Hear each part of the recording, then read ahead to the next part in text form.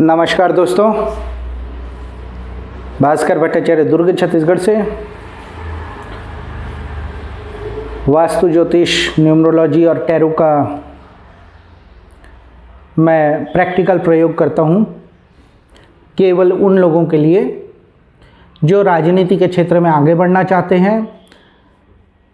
Basically वो समाज सेवक हैं, लेकिन हम सरल भाषा में समझने के लिए उन्हें पॉलिटिकल क्षेत्र के लोग कहते हैं,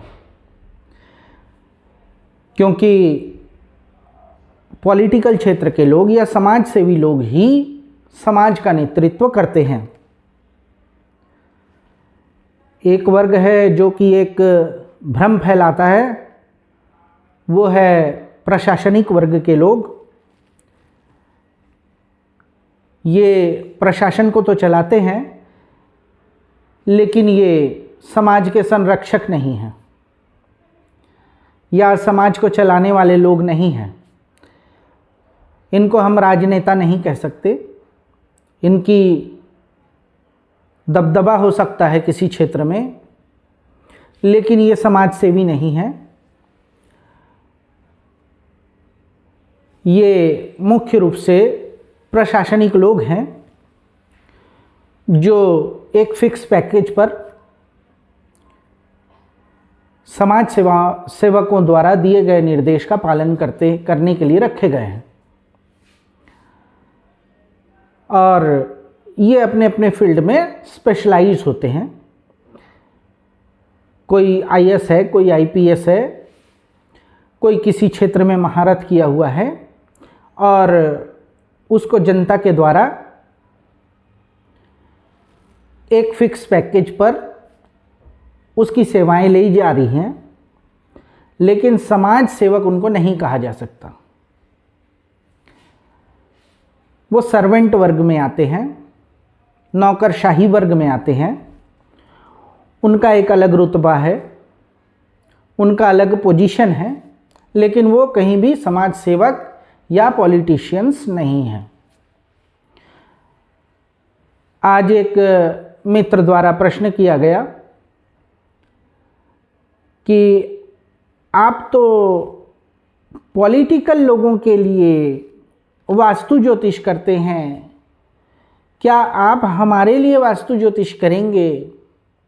हम तो समाज सेवक हैं। प्रश्न बड़ा ही सरल है और स्वाभाविक है। तो हम जनरली समाज सेवक को पॉलिटिशियन नहीं समझते हैं। हम ये समझते हैं कि टीवी डिबेट्स में जो लड़ रहे हैं, भिड़ रहे हैं, या केवल चुनाव में पार्टिसिपेट कर रहे हैं, वही पॉलिटिशियंस हैं। कोई मुख्यमंत्री हो गया तो वो पॉलिटिशियन है, लेकिन दल का कार्यकर्ता पॉलिटिशियन नहीं है।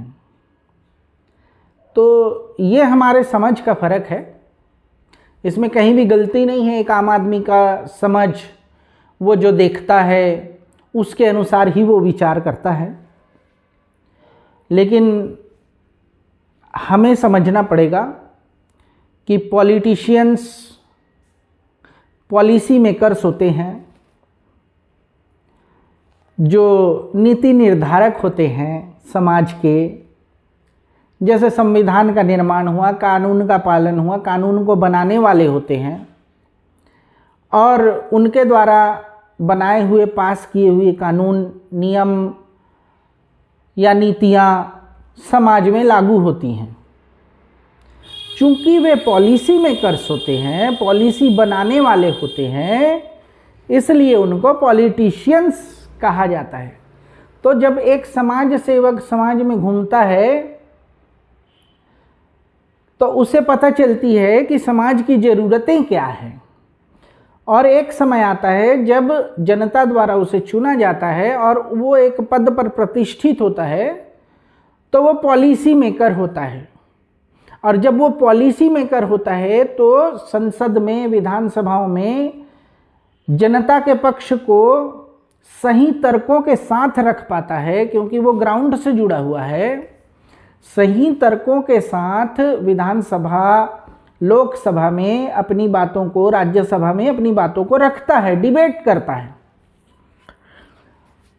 और उसके बाद मंथन के द्वारा एक पॉलिसी का निर्धारण होता है कि समाज के इस वर्ग के उन्नयन के लिए ऐसी नीतियां बनेंगी।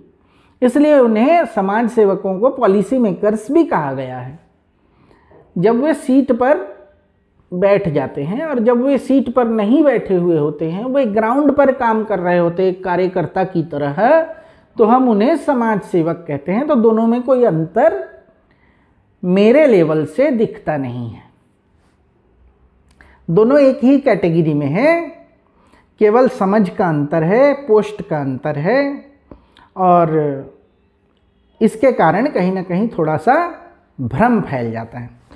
तो खैर दोस्तों, बात को स्पष्ट करना भी ज़रूरी था। एक अच्छा प्रश्न आया था और मैंने उनको ये बात को समझाई इस तरीके से। तो मैं समझता हूँ ये प्रश्न सभी के लिए ज़रूरी है, एक आम आदमी की भाषा में उसको समझाना ज़रूरी है। और ईश्वर ने अगर मुझे काबिलियत दी है, मैं ये कर सकता हूँ, तो आज वीडियो के माध्यम से मैं आप सभी के सामने इस विषय को भी सरलीकृत करने का मुझे मौका मिल गया। खैर दोस्तों, आज का वीडियो है जिसका सब्जेक्ट है दावेदार बनिए, उम्मीदवार नहीं बनिए।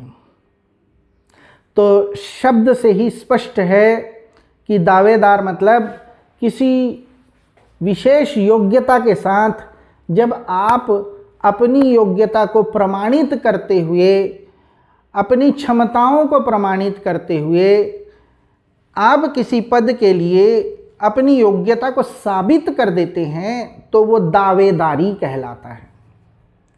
लेकिन आप दावेदारी जब प्रस्तुत नहीं कर पाते हैं, तो आप आशाओं से घिरे रहते हैं कि हो सकता है कि मुझे मुख्यमंत्री चुन लिया जाए, हो सकता है कि मुझे पार्षद का टिकट दे दिया जाए, या हो सकता है कि मुझे विधानसभा का टिकट मिल जाए। तो ऐसे अयोग्य लोग जो अपनी दावेदारी को प्रमाणित नहीं कर पाते हैं, अपने हक की चीज़ों को छीन कर नहीं ले पाते हैं, उनको उम्मीदवार कहा जाता है। वो उम्मीद में बैठे रहते हैं कि हमें कुछ मिल जाएगा। और वो लोग जो सक्षम हैं अपनी योग्यता के बलबूते पर अपने हक की चीज़ों को लेना जानते हैं, उनके द्वारा छोड़ी हुई चीज़ों को जो लोग पा लेने का आशा रखते हुए अपने भाग्य पर इठलाते हैं, उन्हें उम्मीदवार कहा गया है। वो केवल आशा से उम्मीद लगा करके बैठे हुए हैं, इसलिए उन्हें उम्मीदवार कहा गया है। मित्रों, अब आपको अपने हर एक शब्द पर ध्यान देना पड़ेगा कि आप दावेदार हैं या आप उम्मीदवार हैं। आपको अपनी भाषा का प्रयोग भी सोच समझ करके करना पड़ेगा कि आप दावेदार हैं या आप उम्मीदवार हैं। अगर आप उम्मीदवार हैं अभी तक, तो आपको अपनी योग्यता को बढ़ा करके, अपनी प्रोबेबिलिटी को बढ़ाते हुए दावेदार बन जाना है। तो हम अभी तक उम्मीदवार अगर बने पड़े हैं, तो हम दावेदार कैसे बन सकते हैं? मेहनत तो हम उतना ही कर रहे हैं, तो हम दावेदार क्यों नहीं बन पाए हैं? क्या उसके लिए हमें किसी से लाठी डंडे लेके लड़ाई करना पड़ेगा? नहीं दोस्तों, राजनीति या समाज सेवा का क्षेत्र लाठी डंडों से लड़ाई का नहीं होता है। ये वो फील्ड है ये शतरंज का वो बिसात है जिसमें आपकी योग्यता का भरपूर प्रयोग जनता करती है। अगर आप में योग्यता है तो जनता आपको चुनती है और आपको सामने लाती है। लेकिन हम जनता के पास जा करके अपनी दावेदारी प्रस्तुत करें, उम्मीदवारी प्रस्तुत ना करें, अपनी दावेदारी प्रस्तुत करें कि देखिए मेरी ये योग्यता है, मैं ये कर सकता हूँ, या मैं और अधिक जिम्मेदारी को अपने कंधे पर लेकर चल सकता हूँ। आपने आज तक जो भी जिम्मेदारियां मुझे दी हैं मैंने उसे वहन किया है, अपनी योग्यता को साबित किया है, तो मैं और अधिक जिम्मेदारी आपकी ले सकता हूँ और पूर्व की भांति स्वयं को मैं प्रमाणित करूँगा। और साथ ही यह भी हमें प्रकट करना है कि हमारे विरोध में खड़ा हुआ जो भी व्यक्ति है, एक ही मोहल्ले में 2 समाज सेवक हो सकते हैं, तो उनकी कमियों को भी मैंने अपने पराक्रम से, अपनी क्षमताओं से पूरा कर दिया है। इसका मतलब वो मेरे सामने अयोग्य है, ये भी साबित करना है। तभी आप दावेदार बनते हैं, उम्मीदवार से दावेदार बनते हैं। लेकिन दोस्तों, हम कितना भी कार्य करें, हमें ध्यान रखना है कि हम अपने स्टार्स को बढ़ाते चलें। केवल मेहनत करने से अगर आप किसी पद को प्राप्त करते तो जंगल का गधा जो है दिन रात मेहनत करके जंगल का राजा हो जाता, कहावत है ना। तो हमें स्मार्ट वर्क भी करना है दोस्तों, हमें इस प्रकृति को अपने फेवर में भी लाना है। हम मेहनत तो कर ही रहे हैं, हम एडिशनल क्या कर रहे हैं? आपका विरोधी कभी भी आपको नहीं बताएगा। किसी भी पद पर पहुंचा हुआ व्यक्ति कभी ये नहीं बताएगा कि वो एक्स्ट्रा क्या कर रहा है, उसके पास एक्स्ट्रा क्या है जिसके कारण वो सफल हो गया। 1000 की भीड़ में से भी उसे चुन लिया गया, तो एक्स्ट्रा वो क्या कर रहा है जो हम नहीं कर रहे हैं। तो हमेशा वो चीजें नहीं होती जो दिख रही होती हैं। भाषण तो वो भी दे रहा है, हम भी दे रहे हैं। काम तो वो भी लोगों के कागज लेके दौड़ रहा है, हम भी दौड़ रहे हैं। लेकिन फर्क क्या हो गया? ग्राउंड में तो हम सभी कर रहे हैं। तो अपने फेवर में प्रकृति का वेव चलाना, ठीक है, अपने फेवर में तरंगे उत्पन्न करना। सिर्फ आपके बोल देने से बातें वहीं खत्म नहीं हो जाती, उसका प्रभाव कितना पड़ा। आपने किसी परिवार में गए, आपने कहा कि साहब मैंने देखिए मेरा परफॉर्मेंस, मैंने समाज के लिए ये किया, वहाँ गार्डन बनवाया बच्चों के लिए, उनके भविष्य के लिए। आप लोग भी बुजुर्ग हैं, वहाँ जाते हैं, मैंने वहाँ ये व्यवस्था करी है। आप लोगों को नल की ज़रूरत थी, मैंने सामने खड़े होकर के सारी काम करवाए हैं, ठीक है ना। तो हमें अपना कार्य तो बताना ही है, साथ में ये भी देखना है कि प्रकृति के अंदर जो आपके विरोध में निगेटिव चीजें चल रही हैं, जो दिख नहीं रहा है। भाई मैंने अपने पुराने वीडियोस में कहा ना कि प्रकृति कैसे काम करती है। प्रकृति किसी न किसी जीव के माध्यम से, किसी न किसी तरंग के माध्यम से, किसी न किसी रंग के माध्यम से ऐसे काम करती है। तो आप जीव को, जीवन को समझा रहे हैं जाकर के, ये आपका कर्तव्य है। लेकिन साथ ही प्रकृति की तरंगों को अपने साथ ले करके चलना है, अपने फेवर में करना है। अगर आप यहां पिछड़ गए तो कहीं ना कहीं आप पिछड़ गए। आपका उम्मीदवार भी तो मार्केट में सरवाइव कर रहा है, उसे भी तो पता है कि अगर ये चुनाव चला गया तो अगले 5 साल मुंह देखते बैठे रहना पड़ेगा दूसरे का।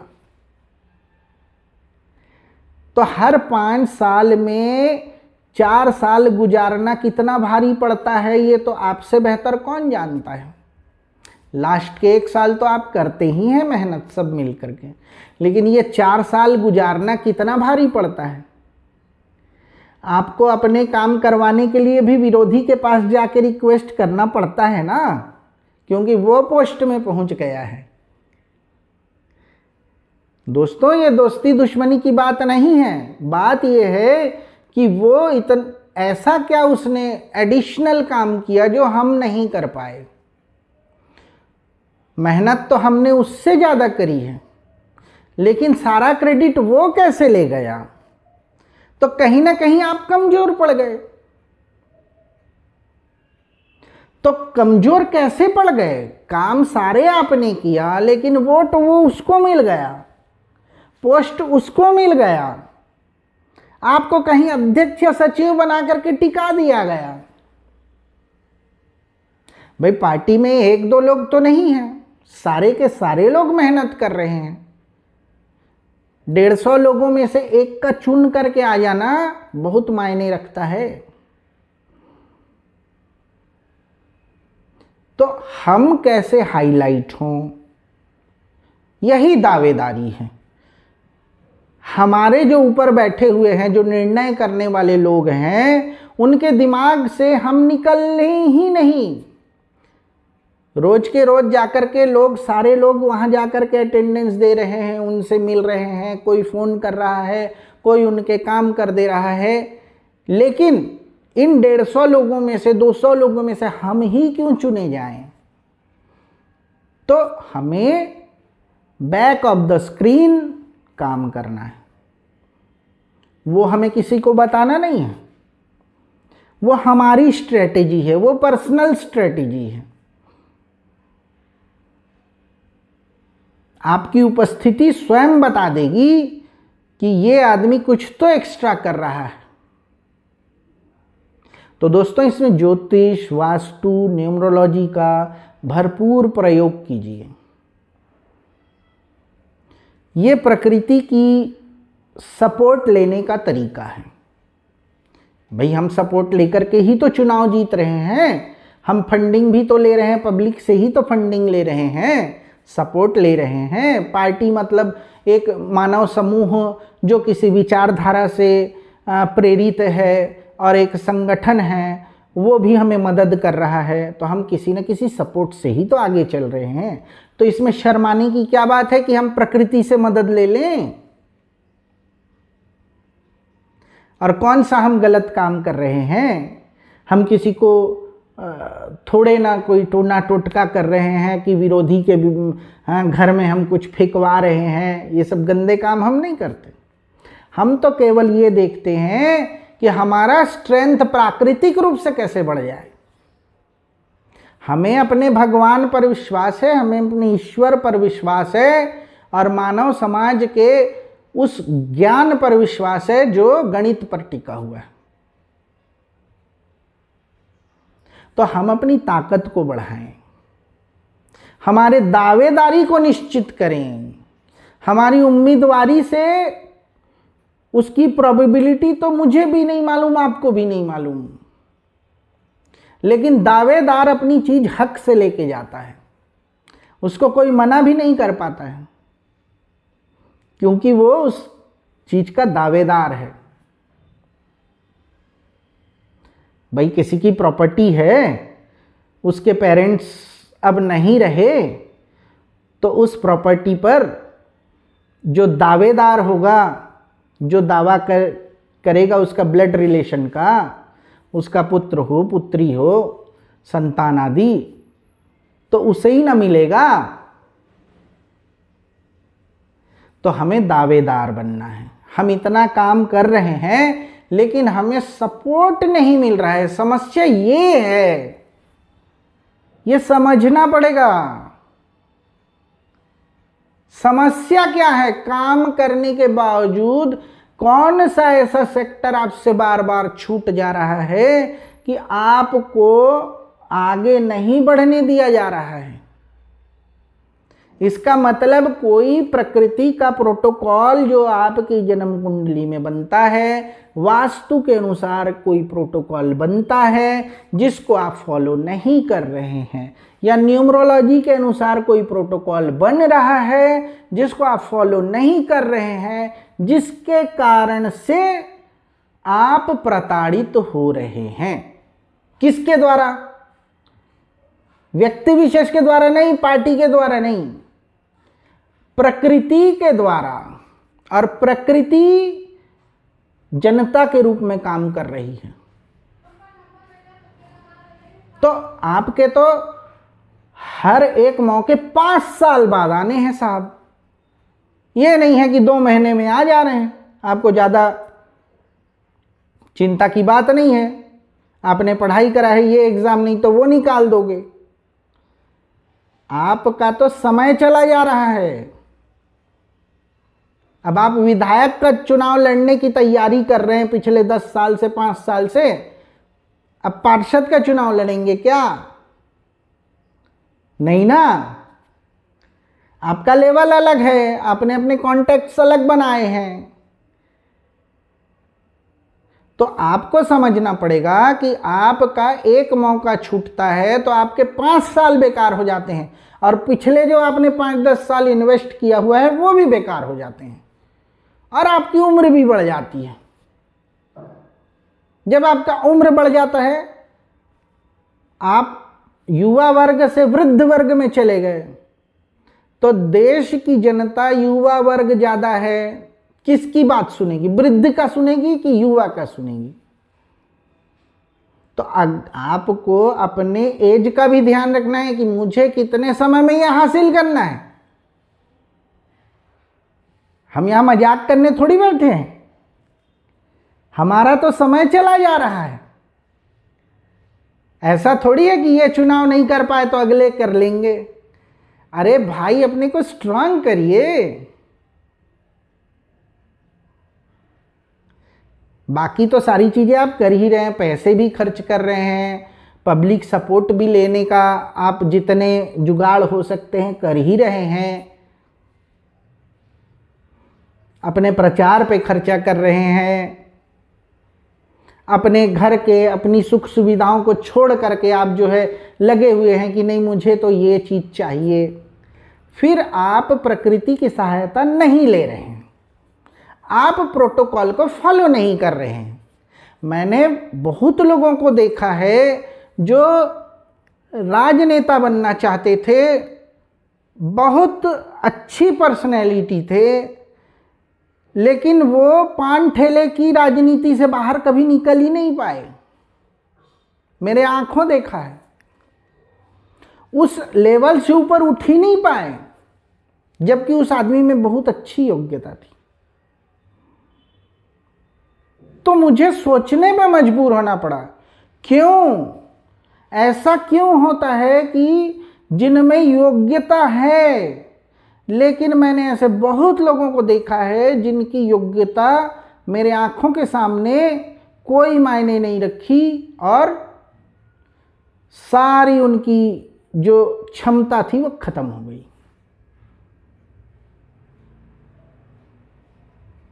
तो ज्योतिष, वास्तु और न्यूमरोलॉजी का सही प्रयोग आपके मेहनत को दावेदारी में बदलने की क्षमता रखता है।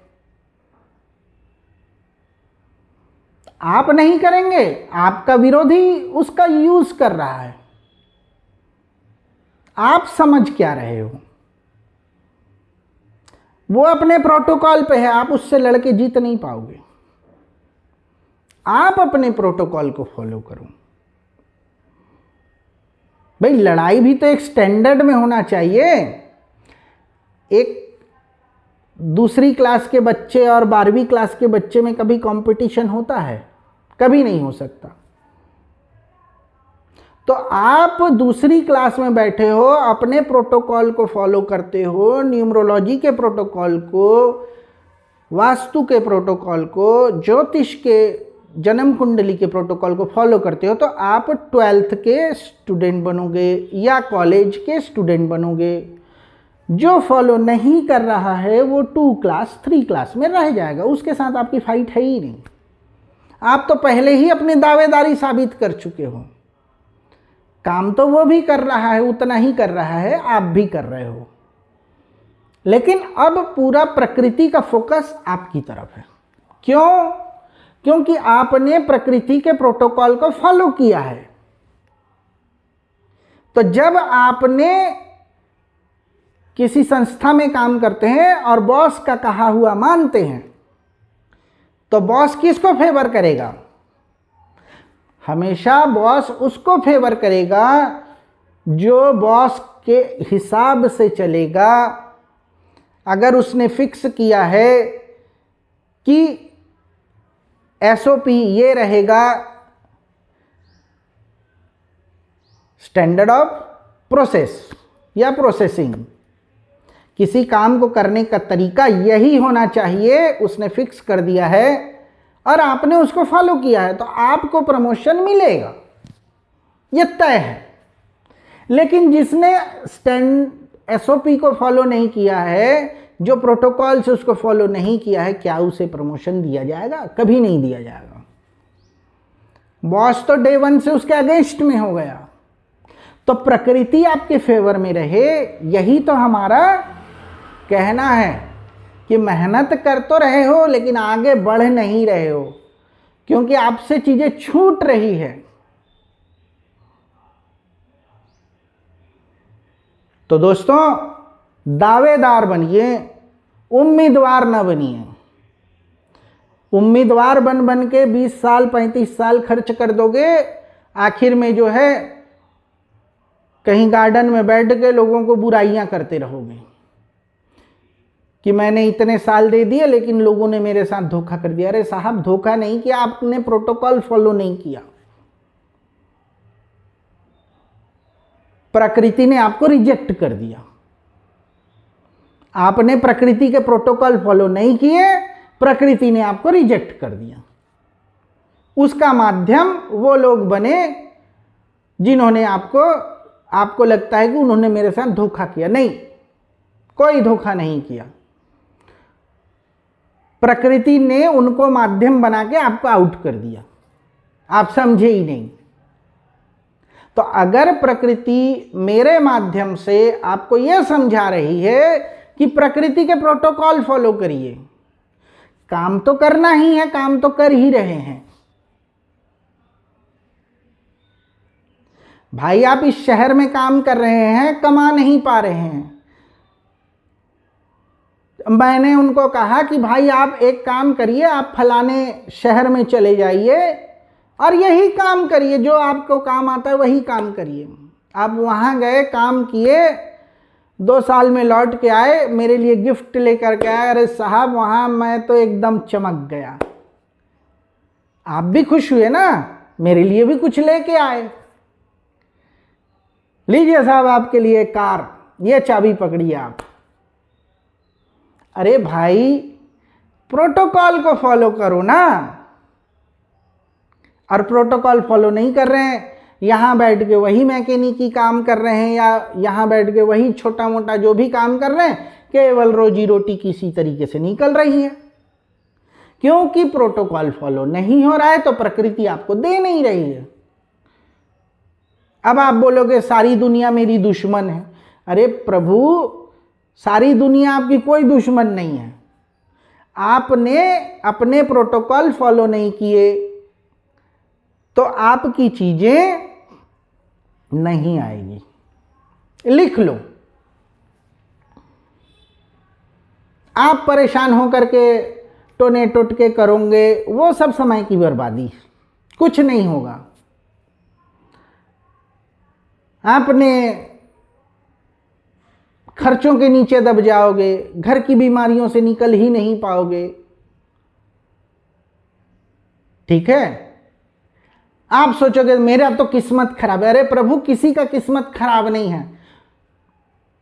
एक अच्छा कारीगर कोई भी मशीन अच्छा ही बनाता है।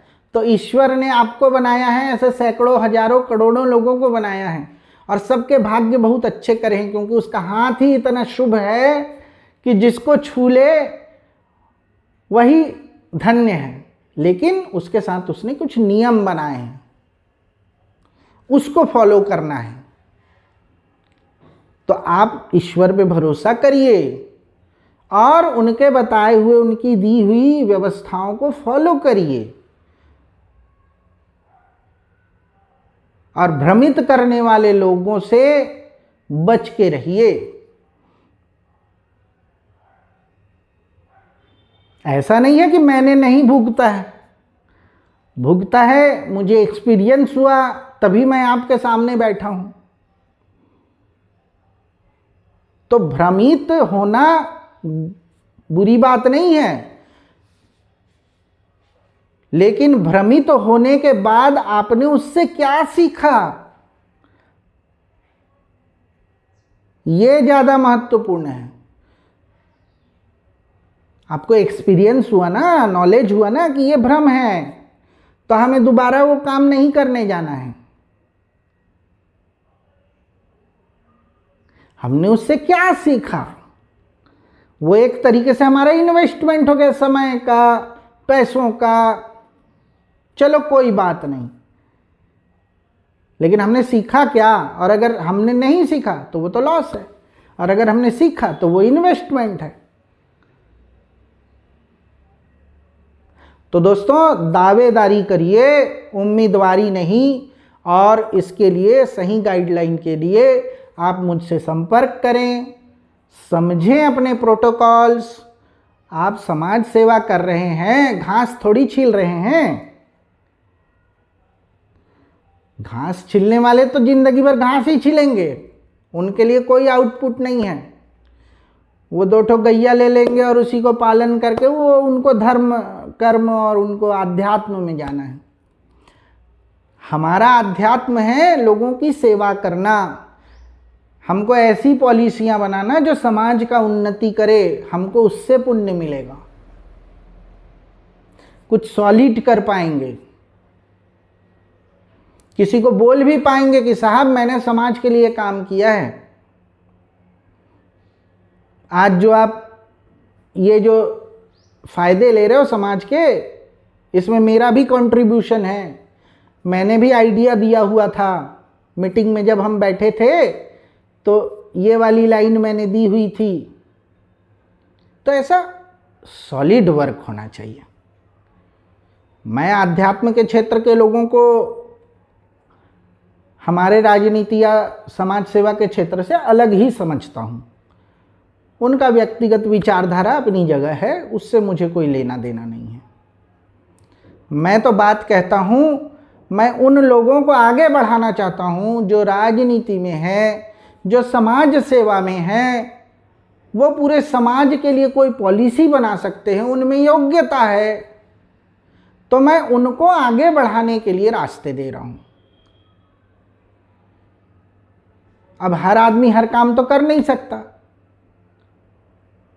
भाई। आप जिस क्षेत्र में काम कर रहे हो उसके अलावा हो सकता है 1 या 2 काम ज़्यादा आपके पास हो या आप जानते होंगे, लेकिन दुनिया के सारे विद्याएं या सारी काम तो आप नहीं कर सकते।